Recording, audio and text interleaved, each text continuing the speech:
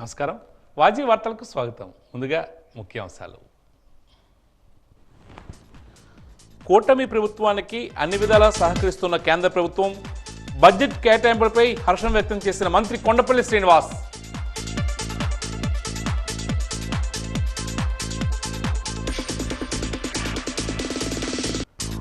రాష్ట్ర ప్రజలకు నిరాశ కలిగించిన కేంద్ర బడ్జెట్. 16 మంది ఎంపీలు ఉన్నా నిధులు సాధించడంలో విఫలమయ్యారన్న ఎమ్మెల్సీ బొత్స సత్యనారాయణ.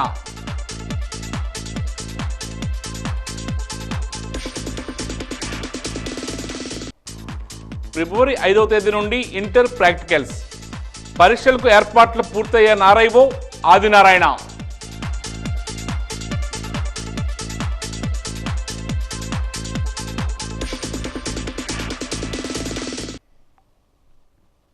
ఇక వివరాలకు వెళ్తే ఎంఎస్ఎంఈ కోసం బడ్జెట్లో పెద్ద ఎత్తున నిధులు కేటాయించడం హర్షణీయమని చిన్న తరహా పరిశ్రమల శాఖ మంత్రి కొండపల్లి శ్రీనివాస్ పేర్కొన్నారు. ఈరోజు ఏర్పాటు చేసిన విలేకరుల సమావేశంలో ఆయన మాట్లాడుతూ పరిశ్రమల కోసం ప్రోత్సాహకాలు ఇచ్చిన కేంద్రానికి ధన్యవాదాలు తెలియజేశారు.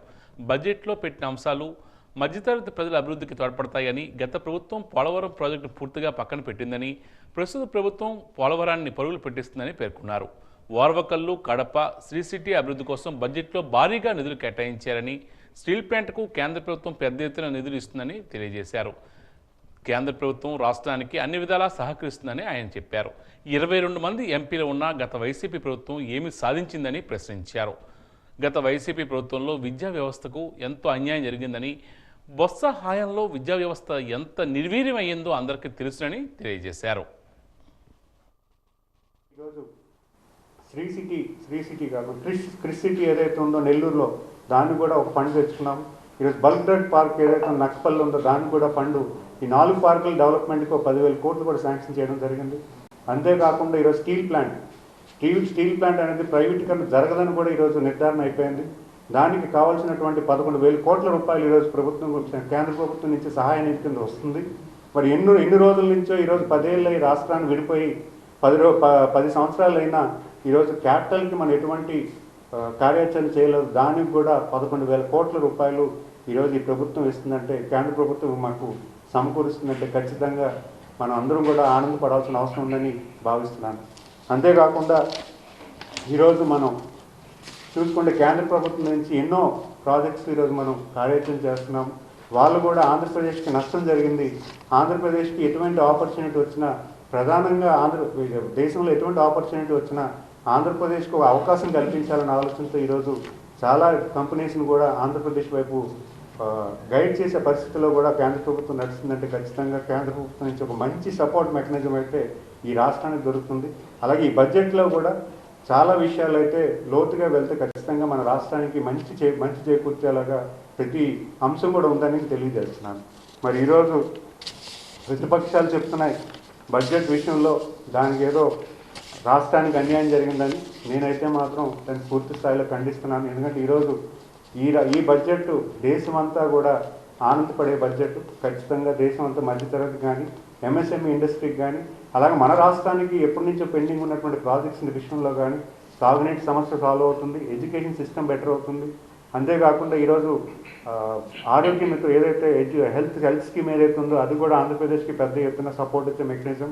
అంతేకాకుండా పోలవరం, అంతేకాకుండా ఈరోజు ఇండస్ట్రీకి ఈ 5 ఫ్యాక్టర్స్లో కూడా కేంద్ర ప్రభుత్వం నుంచి ఆంధ్రప్రదేశ్కి ఒక మంచి సపోర్ట్ వచ్చిందని చెప్పడంలో ఎటువంటి సందేహం లేదని భావిస్తున్నాను. కేంద్ర బడ్జెట్ రాష్ట్ర ప్రజలకు నిరాశ కలిగించిందని శాసనమండలి సభ్యులు బొత్స సత్యనారాయణ ఆరోపించారు.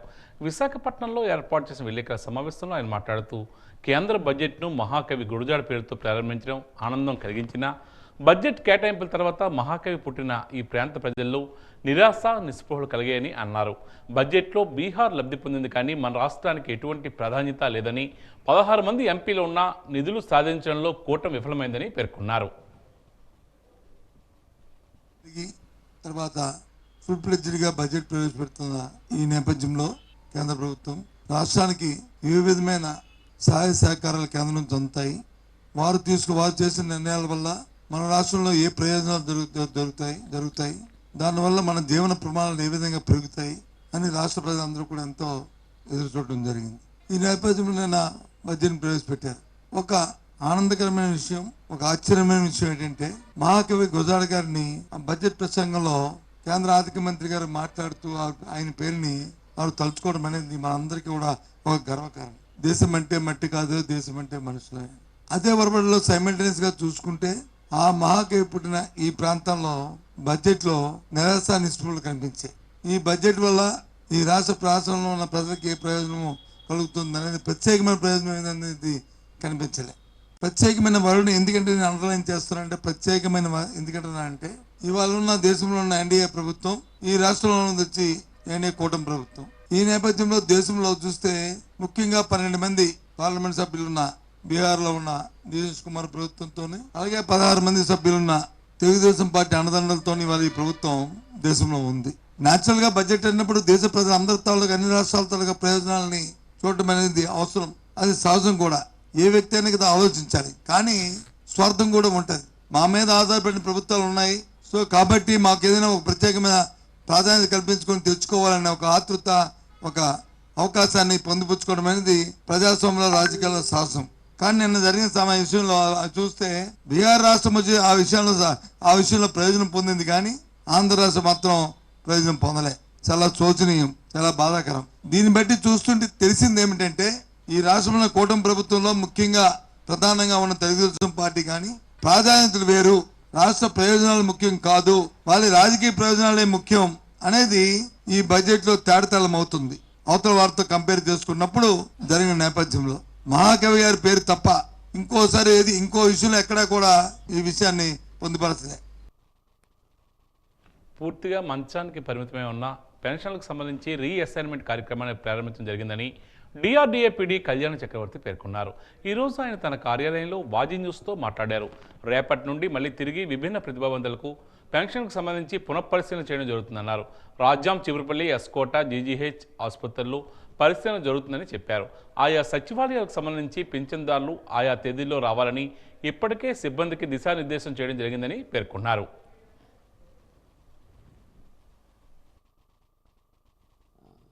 డిజేబుల్డ్ పెన్షన్స్ ఉన్నాయో వాటి రీఅసెస్మెంట్ చేయమని చెప్పడం జరిగింది. దీనికి సంబంధించి బెడ్ రిడెన్ కేసెస్ 342 ఉన్నాయి జిల్లాలోని.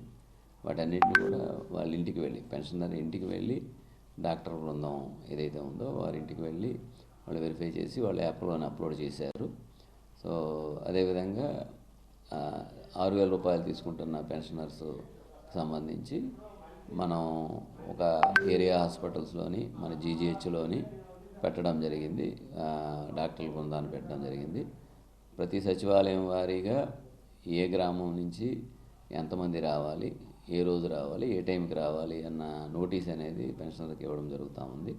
సచివాలయ సిబ్బంది వారు మొబిలైజేషన్ కూడా మేబీ ఎవరైతే వెల్ఫేర్ రెసిడెంట్లు ఉన్నారో వాళ్ళని మొబిలైజ్ చేస్తూ ఉన్నారు, చేసి ఇక్కడికి వచ్చే విధంగా చేస్తున్నారు. ఇక్కడ ఎక్కడైతే మనం ప్లేస్ ఇచ్చాము, లైక్ రాజాం ఏరియా హాస్పిటల్ రాజాంలో కొన్ని ఉన్నాయి, ఏరియా హాస్పిటల్ గజపతినగరం అండి, ఏరియా హాస్పిటల్ చీపురుపల్లి, ఎస్కోట, మన జీజీహెచ్ దగ్గర. సో వారు వచ్చినప్పుడు కొన్ని ఏర్పాట్లు చేయడం జరుగుతూ ఉంది, కూర్చోవడానికి కానీ, షేడ్ కానీ, అదేవిధంగా వారు ఎక్కడికి వెళ్ళాలని చెప్పడానికి రాగానే వారిని రిసీవ్ చేసుకునే విధంగా రిసెప్షన్ కానీ అట్లాంటి పెట్టుకుని, సో వాళ్ళకి అసౌకర్యం కలగకుండా, సాధ్యంతగా అసౌకర్యం కలగకుండా ప్రయత్నం చేస్తూ ఉన్నాము. వచ్చిన వెంటనే వారిని చూసిన తర్వాత వారిని వాళ్ళ ఇంటికి తిరిగి వెళ్ళమని చెప్పడం జరుగుతూ ఉంది. సో ఇంటర్ పరీక్షలకు అన్ని ఏర్పాట్లు పూర్తయ్యాయని ఇంటర్మీడియట్ బోర్డు ప్రాంతీయ పర్యవేక్షణాధికారి మధ్య ఆదినారాయణ పేర్కొన్నారు. ఈరోజు ఆయన మీడియాతో మాట్లాడుతూ ఫిబ్రవరి 5వ తేదీ నుంచి వొకేషనల్ విద్యార్థులకు ప్రాక్టికల్స్, ఫిబ్రవరి 10వ తేదీ నుంచి జనరల్ విద్యార్థులకు ప్రాక్టికల్ పరీక్షలు ఉంటాయని తెలియజేశారు. మార్చి 1వ తేదీ నుంచి ఇంటర్ పరీక్షలు ప్రారంభమవుతాయని తెలియజేశారు. జిల్లాలో ఇంటర్ మొదటి సంవత్సరానికి సంబంధించి 21,256 మంది విద్యార్థులు, ఇంటర్ రెండో సంవత్సరానికి సంబంధించి 20,890 మంది విద్యార్థులు పరీక్షలు రాస్తున్నారని చెప్పారు. మొత్తం 66 పరీక్షా కేంద్రాల్లో పరీక్ష నిర్వహించడానికి పకడ్బందీగా ఏర్పాట్లు చేశామన్నారు. ప్రాక్టికల్ పరీక్షలు ఉదయం 9 గంటల నుంచి 12 గంటల వరకు జరుగుతాయని, థియరీ పరీక్షలు మధ్యాహ్నం 2 గంటల నుంచి 5 గంటల వరకు జరుగుతాయని తెలియజేశారు. ఇంటర్మీడియట్ విద్యా విభాగానికి సంబంధించి మనకి ప్రాక్టికల్ ఎగ్జామినేషన్స్ స్టార్ట్ అవుతున్నాయి. ఫిబ్రవరి 5వ తేదీ నుండి వొకేషనల్ ప్రాక్టికల్స్, ఫిబ్రవరి 10 నుండి జనరల్ ప్రాక్టికల్స్ మన స్టేట్ వైడ్ జరుగుతాయి, మన జిల్లాలో కూడా జరుగుతాయి. కాబట్టి ఫిబ్రవరి 5 నుంచి 19 వరకు వొకేషనల్, ఫిబ్రవరి 10 నుంచి 19 వరకు వొకేషనల్ జనరల్ ప్రాక్టికల్స్ జరుగుతాయి. కాబట్టి విద్యార్థులు అందరూ కూడా చక్కగా ప్రిపేర్ అయ్యి ఆ పరీక్షలు రాయవలసిందిగా కోరుతూ ఉన్నాం. మన జిల్లాకు సంబంధించి వొకేషన్కి సంబంధించి ఫస్ట్ ఇయర్లో 2918 మంది, సెకండ్ ఇయర్లో 3126 మంది విద్యార్థులు హాజరవుతూ ఉన్నారు. అలాగే మనకి ప్రాక్టికల్కి జనరల్ ప్రాక్టికల్కి సంబంధించి మనకి 14,596 మంది మొత్తం టోటల్గా 2 గ్రూప్ ఎంపీసీ బైపీసీ కలిపి జాయిన్ అయ్యి ఎగ్జామినేషన్ రాస్తూ ఉన్నారు. కాబట్టి అందరూ కూడా చక్కగా చదువుకొని మరి ఎగ్జామినేషన్ రాయాల్సిందిగా కోరుతున్నాం. ప్రాక్టికల్ థియరీ ఎగ్జామ్కి సంబంధించి మార్చి 1 నుంచి మార్చి 20వ తేదీ వరకు మనకి ఇక్కడ జరుగుతాయి. మనకి ఫస్ట్ ఇయర్కి సంబంధించి 20,902 మంది ఫస్ట్ ఇయర్ విద్యార్థులు, సెకండ్ ఇయర్కి సంబంధించి 20,328 మంది విద్యార్థులు హాజరవుతూ ఉన్నారు. మంచి మార్కులు వచ్చేటట్టుగా మన జిల్లా ఉత్తీర్ణత శాతం పెరిగేటట్టుగా అందరూ కూడా చదువుకోవాలని మరి తల్లిదండ్రులు కూడా దానికి సహకరించి రథసప్తం వేడుకల్లో భాగంగా శ్రీకాకుళంలో హెలీ టూరిజాన్ని ఏర్పాటు చేశారు. ఉదయం 9 గంటలకు ప్రారంభించవలసి ఉండగా మంచు అధికంగా ఉండడం వల్ల డచ్ భవనం వద్ద ఉదయం 11:30 ప్రారంభమైంది. ఒక ట్రిప్పుకు 6 చొప్పున హెలికాప్టర్లో వ్యవహరిస్తున్నారు. సాయంత్రం 4 గంటల వరకు వ్యవహరించేందుకు అవకాశం కల్పించారు. ఫిబ్రవరి 2, 3, 4 తేదీల్లో 3 రోజుల పాటు శ్రీకాకుళంలో నిర్వహించబోయే రథసప్తం వేడుకలను పురస్కరించుకొని శ్రీకాకుళం పట్టణంలోని డచ్ భవన ప్రాంగణంలో హెలికాప్టర్ ద్వారా వ్యవహరించే అవకాశాన్ని రాష్ట్ర ప్రభుత్వ యంత్రాంగం ఏర్పాటు చేసింది. ప్రతి ట్రిప్పుకు వ్యవహరించే కాలం 8 నిమిషాలుగా ఉంటుంది. మనిషి ఒక్కింటికి టికెట్ ధర 1,800 రూపాయలుగా నిర్ణయించారు. హెలికాప్టర్ ద్వారా వ్యవహరించే టికెట్లు ఆన్లైన్ ద్వారా మాత్రమే బుక్ చేసుకోవాలి. ఆన్లైన్ ద్వారా టికెట్స్ పొందడం తెలియని ప్రజల కోసం శ్రీకాకుళం మున్సిపల్ కమిషనర్ వారి కార్యాలయంలో ప్రత్యేక కౌంటర్ను ఏర్పాటు చేశారు. హెలికాప్టర్లో జిల్లా కలెక్టర్ స్వప్నిల్ దినకర్, జిల్లా ఎస్పీ మహేశ్వరరెడ్డి, రెవెన్యూ డివిజనల్ అధికారులు సాయి ప్రత్యూష, కృష్ణమూర్తి తదితరులు వ్యవహరించారు.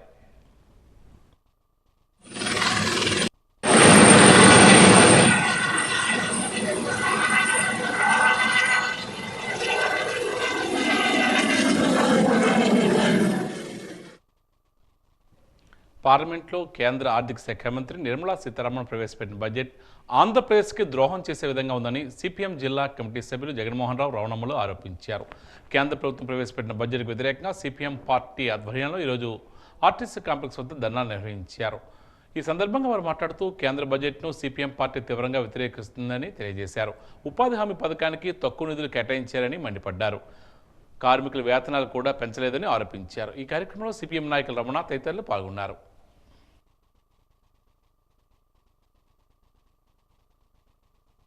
కేంద్ర బడ్జెట్ ప్రజల అవసరాలు తీర్చే విధంగా లేదు.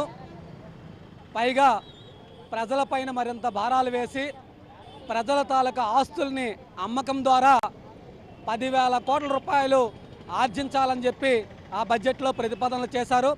ప్రధానంగా ప్రజలు డబ్బులు దాచుకున్నటువంటి బీమా రంగంలో 100% ఎఫ్డిఐల్ని ఆహ్వానించారు. అదేవిధంగా ఈరోజు కీలకమైనటువంటి రంగాలు ఏవైతే ఉన్నాయో వ్యవసాయం కానీ, పరిశ్రమలు కానీ, ఉపాధి హామీ చట్టం కానీ ఈ రంగాల్లో కేటాయింపులు పూర్తిగా తగ్గాయి.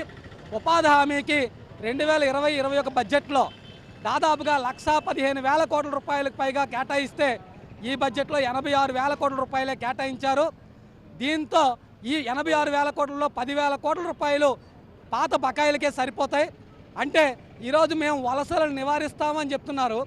ఉపాధి హామీని కుదిస్తే మరింత వలసలు పెరిగే ప్రమాదం ఉందని చెప్పి ఈ సందర్భంగా హెచ్చరిస్తున్నాం. అదే 145 కోట్లు బడ్జెట్ ప్రవేశపెట్టి ఈరోజు మన ఆంధ్ర రాష్ట్రానికి జీరో అనుకోవాలి. ఆంధ్ర రాష్ట్రంలో ఉన్నటువంటి పరిశ్రమలకి బడ్జెట్ లేదు. ప్లాంట్ కోసం కూడా అరకర బడ్జెట్. ఆ రకంగా మహిళలు ఈరోజు మహిళలపై జరుగుతున్న దాడులకి వీటిలన్నిటికి కూడా నష్టపరిహారంగా బడ్జెట్ కేటాయించాలి, అది కూడా లేదు. విద్య, వైద్యం రంగాలకు కూడా బడ్జెట్ తగినంత కేటాయించట్లేదు. అందుకని చెప్పేసి సిపిఎం పార్టీ ఈరోజు రాష్ట్ర వ్యాప్తంగా కూడా మన ఆంధ్ర రాష్ట్రంలో నిన్న ప్రవేశపెట్టిన బడ్జెట్ పైన నిరసన కార్యక్రమాలు తెలియజేయమని చెప్పింది. ఆ రకంగా ఈరోజు విజయనగరంలో కూడా ఈ యొక్క కార్యక్రమం సిపిఎం పార్టీ చేస్తూ ఉన్నది. ఈరోజు బడ్జెట్ ప్రవేశాల్లో ఈ ఆంధ్ర రాష్ట్రానికి జరిగిన ద్రోహం కంటికి కనిపిస్తూ ఉన్నది. విజయనగరంలో ఉన్న సాయి ఆర్థో ఆసుపత్రిలో ఇటీవల ముఖానికి సంబంధించి ఫేషియల్ సర్జరీ నిర్వహించారు. ఈ సర్జరీకి సంబంధించి ఆసుపత్రి నిర్వాహకులు డాక్టర్ ఏ శ్రీరామూర్తి మీడియా సమావేశంలో వివరాలు వెల్లడించారు. జనవరి 12వ తేదీన జరిగిన రోడ్డు ప్రమాదంలో తీవ్రంగా గాయపడిన విజయనగరం జిల్లా డెంకాడ మండలానికి చెందిన సత్యం అనే వ్యక్తి తమ ఆసుపత్రిలో చేరాడని తెలియజేశారు. ఆయన ముఖం తీవ్రంగా గాయాలవడంతో ఫేషియల్ సర్జరీ ప్రత్యేక వైద్య నిపుణులు డాక్టర్ ఆర్ బాలసుందర్రాజు, డాక్టర్ దినేషా సంయుక్తంగా శస్త్రచికిత్స విజయవంతంగా పూర్తి చేశారని తెలియజేశారు.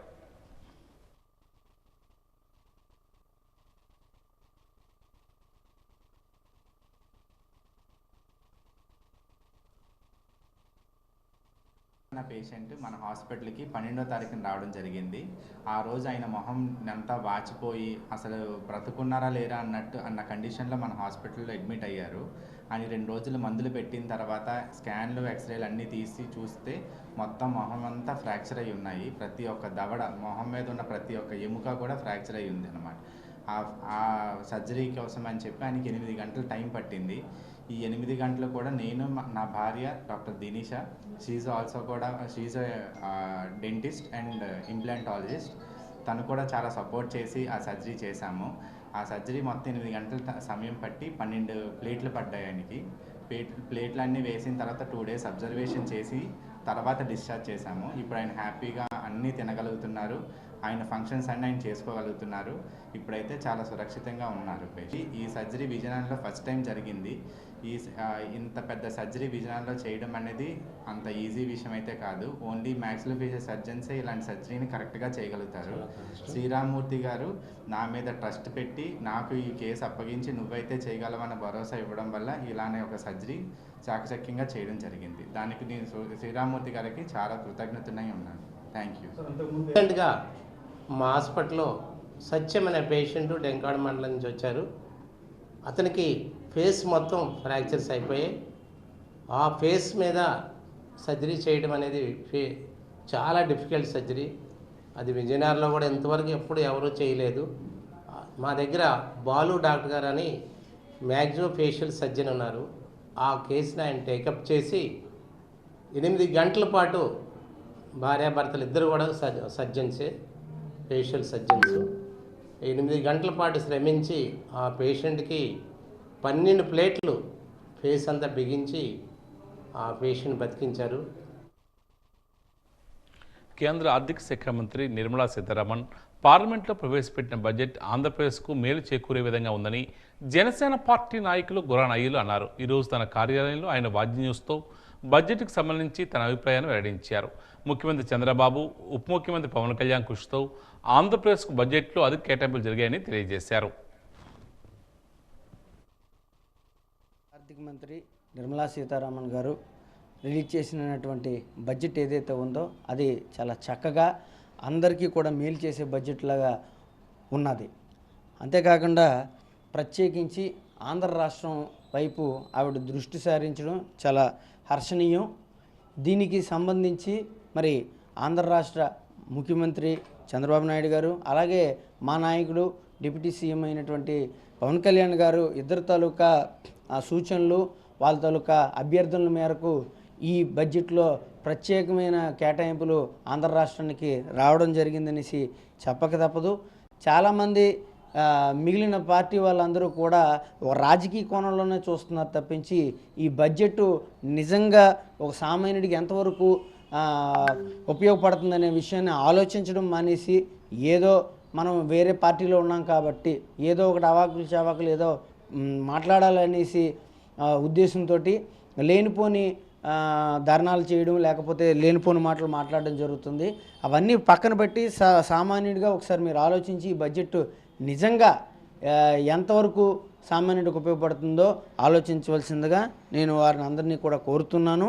అంతేకాకుండా ఈ బడ్జెట్ ద్వారా ఈ రానున్న భారత్ ఒక ఉన్నత స్థాయికి ఆర్థికంగా ఎదిగే పరిస్థితి కూడా కనిపిస్తూ ఉన్నదని తెలియజేసుకుంటున్నాను. సూర్య భగవాన్ని ఆరాధించే పండుగ రథసప్తమి. చిమ్మ చీకట్లను తరిమి చలిని తొలగించి నులివెచ్చని ఉత్సాహాన్ని చైతన్యాన్ని కలిగించే కర్మసాక్షిగా నిలిచే సూర్య భగవానునికి కృతజ్ఞతా సూచకంగా చేసే పండుగ రథసప్తమి. ఈ నెల 4వ తేదీన రథసప్తమి పర్వదినాన్ని పురస్కరించుకుని వాజీ ఛానల్ అందిస్తున్న ప్రత్యేక కథనం మీకోసం. ఆదిదేవ నమస్తుభ్యం ప్రసీద మమ భాస్కర దివాకర నమస్తుభ్యం ప్రభాకర నమోస్తుతే.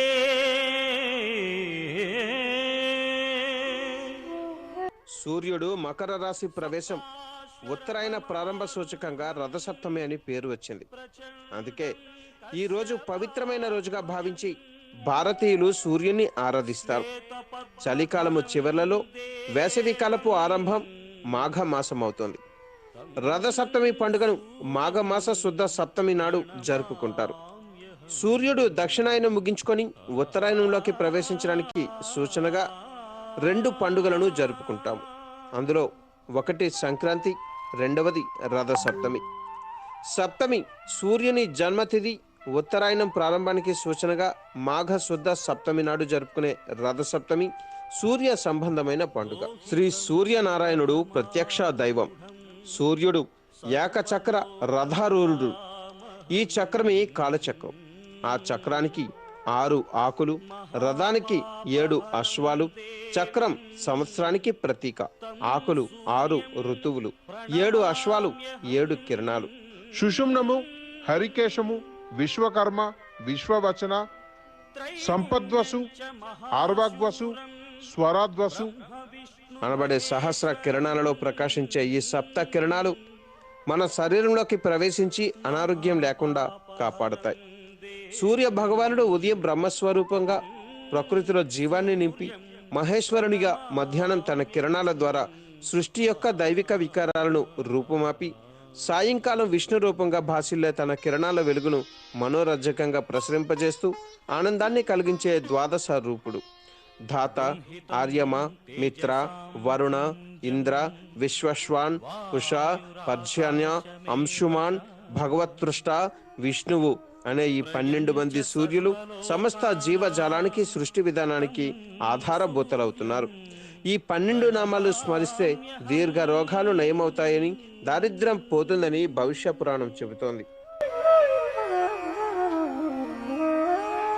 బంధూక పుష్ప సంకాశం.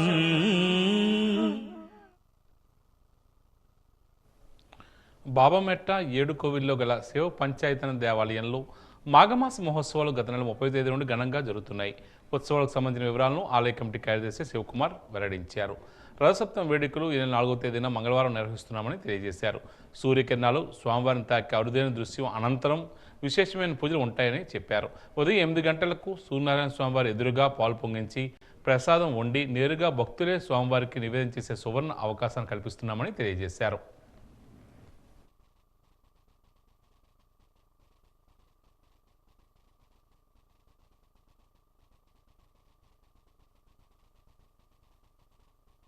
సూర్య నమస్కారం చేసినంత మాత్రమే విశేషమైనటువంటి ఆరోగ్య ఐశ్వర్యాలు కలుగుతాయి అంటారు.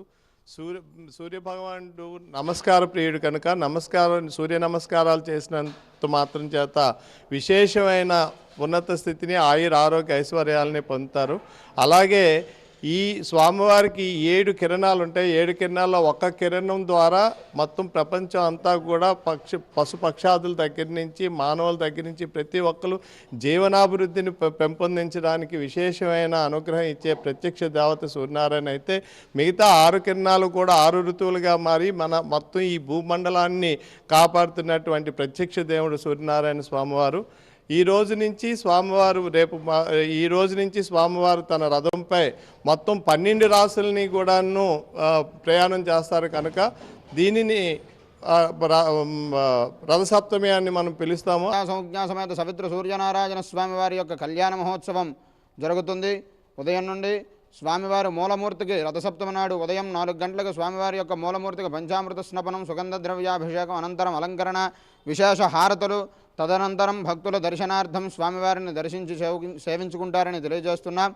ఆ రోజు రథసప్తమి రోజు సాయంత్రం ఉషాపద్మిని ఛాయా సంజ్ఞా సమేత సవిత్ర సూర్యనారాయణ స్వామివారి యొక్క కళ్యాణ మహోత్సవం అత్యంత వైభవపేతంగా జరిపించబడుతుంది. కావున భక్తులందరూ పాల్గొని స్వామివారి యొక్క కళ్యాణ మహోత్సవంలో పాల్గొని స్వామివారి యొక్క కృపకు పాత్రలవుతారని తెలియజేస్తున్నాం. అలాగే మాఘమాసంలో ప్రత్యేకంగా సూర్యనారాయణ స్వామి వారికి మనం ఎన్నో పుష్పాలతో పూజిస్తాం. స్వామికి ఏ పూజకి ఏ పుష్పానికి కూడా స్వామి ఏ పుష్పము మనకి వెయ్యమని అడగలేదు. కానీ స్వామి అడిగినది ఏమిటి? నమస్కార ప్రియో భాను. స్వామివారికి అత్యంత ఇష్టమైనటువంటిది నమస్కారం మాత్రమే. అటువంటి నమస్కారాలు శ్రీ శివపంచాయతన దేవాలయంలో ఈ 4 ఆదివారాలు కూడా, ముఖ్యంగా ఈ 4 ఆదివారాలు మాత్రమే ఇక్కడ త్రిచప్రయుక్త సూర్య నమస్కారాలు అంటే 12 నమస్కారాలు చేయడం జరుగుతుంది. విశాఖపట్నం జీవీఎంసీలో టీడీఆర్ల పేరుతో భారీ కుంభకోణం జరుగుతుందని జనసేన కార్పొరేటర్ పీతల మూర్తి యాదవ్ అన్నారు. వైకాపా హయాంలో 100 కోట్ల అక్రమ టీడీఆర్లు పొందినవారు ఇప్పుడు వాటిని దక్కించుకోవాలని విశ్వ ప్రయత్నాలు చేస్తున్నారని ఆరోపించారు. కూటమి నేతలకు ప్రలోభాలు పెట్టి జీవీఎంసీ అధికారులపై ఒత్తిడి తెస్తున్నారన్నారు. విశాఖపట్నం జనసేన కార్యాలయంలో నిర్వహించిన మీడియా సమావేశంలో మూర్తి యాదవ్ మాట్లాడారు. డి పట్టా దేవస్థానం భూములకు వైకాపా హయాంలో అక్రమంగా ఎన్నో టీడీఆర్లు ఇచ్చారు. కూటమి ప్రభుత్వం వచ్చాక దీనిపై విజిలెన్స్ విచారణ జరుగుతున్నా వైకాపా మాఫియా ఎక్కడా తగ్గడం లేదు. పెండింగ్లో పెట్టి టీడీఆర్ను విడుదల చేయడానికి విశ్వ ప్రయత్నాలు చేస్తున్నారు. కొత్తవి ఇవ్వాలని జీవీఎంసీ అధికారులపై తీవ్ర ఒత్తిడి చేస్తున్నారని ఆరోపించారు. అబ్జెక్షన్స్ ఏంటి అడుగుతారు, దాన్ని బట్టి టీడీఆర్ ఇవ్వాలి లేదని నిర్ణయించుకుంటుంది కమిటీ. ఇక్కడ గమ్మత్తైన విషయం ఏంటంటే శ్రీమతి రెడ్డి అమ్మాజీ అనేటువంటి వ్యక్తి, ఆమె కాలం చేశారు, ఆమె లేరు. భూమి డీ పట్టా అండి, భూమి డీ పట్టా 2274 గజాలు అంటే సుమారు ఇది 4 రెట్లు టీడీఆర్ ఇచ్చేస్తారండి. 4 రెట్లు అంటే ఎంతండి? 9000 గజాలు పైన. దీని విలువ ప్రజెంట్ అక్కడ 50 కోట్ల రూపాయలండి టీడీఆర్. మనిషి చనిపోయారు, భూమి డీ పట్టా, వారసుల పేరు మీదకి డీ పట్టా ట్రాన్స్ఫర్ అవుతుంది, మీకు తెలుసు కదా. ఇప్పుడు సింహాచలం దేవస్థానం భూమిలోని ఆక్రదాలు టీడీఆర్ ఎలాగైతే ఇచ్చేశారు, అనుభూతాలకు ఎలాగైతే టీడీఆర్ అక్రమంగా ఇచ్చేశారు, ఇప్పుడు ఈ కొమ్మాదులో ఉన్నటువంటి ఒక టీడీఆర్ మాఫియాలో ఒక వ్యక్తి ఇప్పుడు ఆగమేఘాల మీద ఈ టీడీఆర్ ఇవ్వాలని చెప్పి గత కమిషనర్ గారు ఆర్డీపీ చేయించారండి. వైసీపీ ప్రభుత్వంలో ఉన్నటువంటి కమిషనర్ గారు ఆర్డీపీ చేస్తే అప్పుడు ఈ టీడీఆర్ కుంభకోణాల్లో ఉన్నటువంటి ఒక కీలక అధికారులు ఇప్పుడు విజయవాడ కేంద్రంగా ఉన్నారు కదా, వాళ్ళందరూ కథ నడిపిస్తున్నట్టున్నారేమో అని అనుమానం కలుగుతూ ఉంది. నగరంలోని రింగ్ రోడ్ ఎస్వీఎన్ నగర్లో ఉన్న శ్రీ జ్ఞాన సరస్వతి ఆలయంలో వసంత పంచమి సందర్భంగా ఈ నెల 3వ తేదీన సామూహిక అక్షరాభ్యాసాలు నిర్వహించడానికి ఏర్పాట్లు పూర్తి చేశామని శారదా సేవా సంఘం అధ్యక్షుడు చెరుకూరు శ్రీధర్ తెలియజేశారు. ఈ సందర్భంగా ఆయన మాట్లాడుతూ ఆలయ నిర్వాహకులు గుడిశా శ్రీనివాసరావు, ఆలయ కమిటీ సభ్యులు, శారదా సేవా సంఘం ఆధ్వర్యంలో వసంత పంచమి శ్రీ సరస్వతి మాత జన్మదినోత్సవాన్ని పురస్కరించుకొని ఆలయ ప్రాంగణంలో ప్రతి ఏడాదిలాగే ఈ సంవత్సరం కూడా పెద్ద ఎత్తున సామూహిక అక్షరాభ్యాస కార్యక్రమాలు నిర్వహించేందుకు ఏర్పాట్లు చేస్తున్నామని తెలియజేశారు. శారదా సేవా సంఘం కోశాధికారి శివరామకృష్ణ కూడా మాట్లాడారు. ఈ నెల 3వ తేదీన వసంత పంచమి సందర్భంగా తెల్లవారుజామున 5:30 గంటల నుంచి సాయంత్రం 7 గంటల వరకు సుమారు 3000 మంది బాలబాలికలకు అక్షరాభ్యాస కార్యక్రమాలు నిర్వహించడానికి ఆలయ నిర్వహణ కమిటీ ఆధ్వర్యంలో ఏర్పాట్లు చేశామని తెలియజేశారు. పవిత్ర క్షేత్రంలో ముందు రోజు రాత్రి పడుకున్నటువంటి చిన్నారుల నుంచి సుదూర ప్రాంతంలో మొదటి బ్యాచ్కి రావాలి అనుకున్న వాళ్ళు వచ్చి నిద్రున్నప్పుడు వారికి అన్ని ఏర్పాట్లు ఆలయ కమిటీ తరఫున వాళ్ళకి స్నాన పాదానులకి మరియు ఉదయం అల్పాహారం, రాత్రి పిల్లలు ఎవరు వస్తే పాలు, ఉదయం మజ్జిగ, సుమారు వసంత పంచమి నాడు ఒక 6000 మంది వారికి అన్నప్రసాద వితరణ జరుగుతుంది. అన్ని రకాలుగా క్యూ లైన్ పెట్టాం, వైద్య కేంద్రాలు పెట్టాం. ఎవరికి ఏ విధమైనటువంటి భక్తులకు ఇబ్బంది లేకుండా ఆలయ కమిటీ తరఫున అన్ని పటిష్టమైన ఏర్పాట్లు చేయడం అనేది భక్తాగ్రేసులందరూ ఈ పవిత్రమైనటువంటి వసంత పంచమి నాడు ఆ అమ్మవారి దర్శనం చేసుకొని ఆ మీ చిన్నార రక్షాభక్తిని పెంచుకొని అమ్మవారి యొక్క పరిపూర్ణ అనుగ్రహాన్ని పొందవలసిందిగా ఆలయ కమిటీ తరఫున మీ ద్వారా మీకు తెలియజేస్తున్నాం. ఈ నెల 4 మరియు 5 తేదీల్లో విజయనగరంలో బాలోత్సవం నిర్వహిస్తున్నామని నిర్వాహకులు ధవళ సర్వేశ్వరరావు పేర్కొన్నారు. నిన్న గురజాడ స్వగృహంలో ఏర్పరిచిన విలేకరుల సమావేశంలో ఉత్సవ ఆహ్వాన ప్రతులను ఆవిష్కరించి మాట్లాడుతూ బాలల పండుగను విజయనగరం ఆనందగతి ఆడిటోరియంలో నిర్వహిస్తున్నామని, కథా రచన, పద్యరత్నం, సాంప్రదాయ వస్త్రధారణ, లఘునాటిక, ఏకపాత్రాభయం, వక్తృత్వం, చిత్రలేఖనం, క్విజ్ తదితర పోటీలు ఉంటాయని తెలియజేశారు. ఉన్నటువంటి అన్ని సాంస్కృతిక సంస్థలు పెద్దలు సహకారంతో ముఖ్యంగా ఈ రోజుల్లో పిల్లలకు బాల్యం అనేది లేకుండా పోతుంది. వాళ్ళకి ఎంతసేపు చదువు చదువు చదువు అనేటువంటి విషయం మీద అంచేత వాళ్ళలో ఉన్నటువంటి సృజనాత్మక శక్తిని వెలికి తీయడానికి మేమందరం ఈ ప్రయత్నం ప్రారంభించాం. దీనికి తప్పనిసరిగా తల్లిదండ్రులు, ఉపాధ్యాయులు, పాఠశాల యాజమాన్యం, ప్రభుత్వ ప్రధానోపాధ్యాయులు అందరూ కూడా కలిసికట్టుగా సహకరించాలని ప్రార్థిస్తూ ఉన్నాం.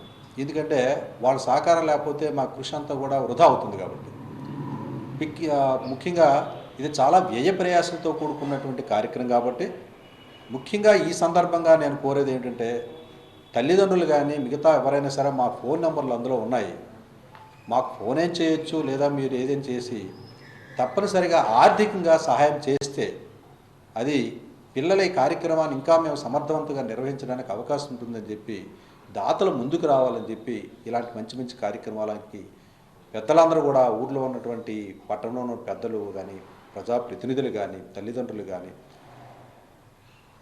ఈ సహకరిస్తారు. హీరో బాలకృష్ణకు పద్మ విభూషణ్ పురస్కారం ప్రకటించడంతో ఎన్టీఆర్ అభిమానులు వేడుకలు జరుపుకున్నారు. విజయనగరంలోని ఎన్సీఎస్ థియేటర్లో కేక్ కటింగ్ చేసి సంబరాలు జరుపుకున్నారు. ఈ సందర్భంగా ఐవీపీ రాజు మాట్లాడుతూ బాలకృష్ణకు ఈ పురస్కారం రావడం తెలుగువారందరికీ గర్వకారణమని అన్నారు. బసవతారకం క్యాన్సర్ ఆసుపత్రికి చైర్మన్గా ఉంటూ బాలకృష్ణ అందిస్తున్న సేవలు అభినందనీయమని తెలియజేశారు. హిందూపురంలో 3 సార్లు ఎమ్మెల్యేగా గెలిచి ఆ ప్రాంత ప్రజలకు అందుబాటులో ఉంటున్నారని చెప్పారు. ఈ కార్యక్రమంలో సంఘం అధ్యక్షుడు శ్రీనివాసరావు, ఎన్సీఎస్ ట్రస్ట్ సభ్యులు నారాయణ శ్రీనివాస్, బొద్దుల నరసింహరావు, కంది మురళీనాయుడు తదితరులు పాల్గొన్నారు. అవార్డు అనేది చాలా సంతోషకరమైనది. ఎందుకంటే ఒక సేవలు ప్రజాసేవ చేస్తున్నారు, ఒక పక్క రాజకీయం చేస్తున్నారు, ఒక పక్క నటుడుగా ఎదుగుతున్నారు, ఒక సమాజ సేవలు చేస్తున్నారు. ఇలా ఎన్నో కార్యక్రమాలు చేస్తూ ఇవాళ పాన్ ఇండియా హీరోలు అనుకున్న వాళ్ళతో కూడా పోటీ పడుతూ కూడా ఉంటూ ఇవాళ ఇండస్ట్రీలో చాలామంది సినిమా షూటింగ్లకి సంవత్సరాలు 2 సంవత్సరాలు పెట్టిన సంవత్సరానికి 3 సినిమాలు చేస్తూ అక్కడ ఇండస్ట్రీలో ఉండే కార్మికులు కూడా ఇవాళ ఇండస్ట్రీ నిలబడదంటే అది బాలయ్య బాబు గారి చలవే. సంవత్సరానికి 3 సినిమాలు చేయడం వల్ల ప్రతి ఒక్కరికి పని కలుగుతుంది. ఆ పని కలగడం వల్ల ఎంతోమంది సంతోషిస్తున్నారు. అటువంటి అవకాశం కల్పించిన బాలకృష్ణ గారికి మరి మా ధన్యవాదాలు తెలుపుకుంటున్నాను.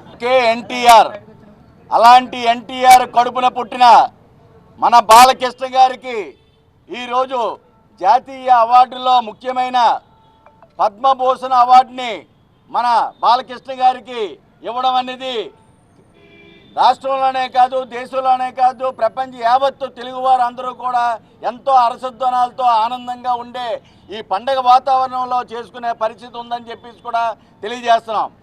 ఈరోజు అన్న ఎన్టీ రామారావు గారి సతీమణైన బాలకృష్ణ గారి తల్లి పేరు మీద ఉన్న బసవ తారక రామ క్యాన్సర్ హాస్పిటల్కి ఆయన చైర్మన్గా ఉంటూ ఆయన చేసిన సేవలు మరువలేనివని చెప్పేసి కూడా తెలియజేస్తున్నాం.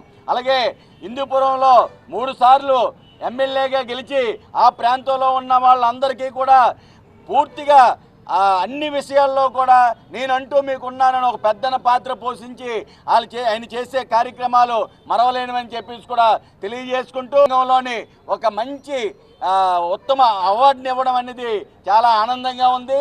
ఇలాంటి అవార్డులు ఎన్నో సాధించాలని, అలాగే పూర్తిగా ప్రజలతో మమేకమైపోయి రాబోయే కాలంలో ఎన్నో మంచి పనులు చేయాలని మన అభిమానులు అందరూ కూడా కోరుకోవడం చాలా ఆనందంగా ఉంది. ఆయనకి ఈ అవార్డు వచ్చినందుకు అందరం కూడా చాలా ఆనందంగా ఉన్నాం. ప్రజలందరూ కూడా. కేంద్ర ఆర్థిక శాఖ మంత్రి ప్రకటించిన బడ్జెట్ సమావేశంలో తొలుత గురజాడ అప్పారావు రాసిన గయ్యాన్ని చదవడం ఎంతో హర్షదాయకమని గురజాడ ఇందిర అన్నారు. ఈ సందర్భంగా ఆమె వాజీ న్యూస్తో మాట్లాడుతూ గురజాడ అప్పారావు దేశం గర్వించదగ్గ మహాకవి అని అభివర్ణించారు.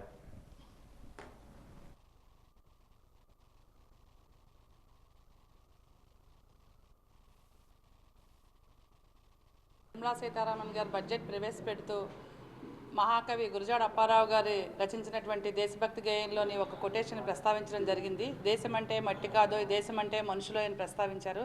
నిజంగా విజయనగరంలో ఉన్న ప్రతి పౌరుడు గర్వించదగ్గ క్షణం అది. ఎందుకంటే మన విజయనగరం జిల్లాలో పుట్టి అత్యున్నతమైన వాక్యాలను రాసినటువంటి మహాకవి రాసినటువంటి వాక్యాలు పార్లమెంట్ నాలుగు గోడల మధ్య వినిపించడం అనేది ఆ మహాకవికి మనం ఇచ్చినటువంటి గొప్ప నివాళులుగా చెప్తున్నాను. అలాగే వ్యాక్సినేషన్ సందర్భంలో కూడా నరేంద్ర మోడీ గారే స్వయంగా సొంత లాభం కొంత మానుకుని పొరుగు వారికి తోడ్పడవని తెలుగులో ఆ వాక్యాన్ని కూడా ప్రస్తావించడం జరిగింది. గురజాడ రాసినటువంటి దేశభక్తి గేయం ఎల్లలు ఎరుగనిది, ఏ దేశానికైనా చెందుతుంది అనేది చెప్పడానికి ఇదే నిదర్శనం. అందులో ఎక్కడైనా ఎప్పుడైనా సరే ఆ వాక్యాలు అనేవి మనకి ఉపయోగించుకోవడానికి వీలుగా రాశారు. చిన్న చిన్న పదాలతో పెద్ద పెద్ద అర్థాలు వచ్చేటువంటి ఆ వ్యక్తి రాసినటువంటి ఆ మహోన్నతమైన ఆశయాలతో రాసినటువంటి ఆ దేశభక్తి గేయం ఈరోజు పార్లమెంట్లో ప్రస్తావించడం నిజంగా విజయనగరం ప్రజలు తదితర తెలుగు సాహితీవేత్తలు తెలుగుని అభిమానించే ప్రతి ఒక్కరు కూడా గర్వించదగ్గ విషయంగా నేను భావిస్తూ ఈనాటి వాజీ వార్తలు ముగించే ముందు ముఖ్యాంశాలు మరోసారి. కూటమి ప్రభుత్వానికి అన్ని విధాలా సహకరిస్తున్న కేంద్ర ప్రభుత్వం బడ్జెట్ కేటాయింపులపై హర్షం వ్యక్తం చేసిన మంత్రి కొండపల్లి శ్రీనివాస్.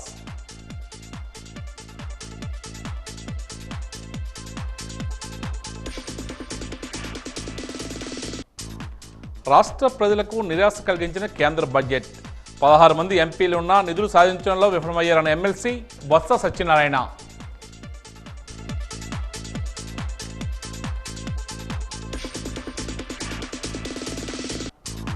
ఫిబ్రవరి 5వ తేదీ నుండి ఇంటర్ ప్రాక్టికల్స్ పరీక్షలకు ఏర్పాట్లు పూర్తయ్యాయన్న ఆర్ఐఓ ఆదినారాయణ.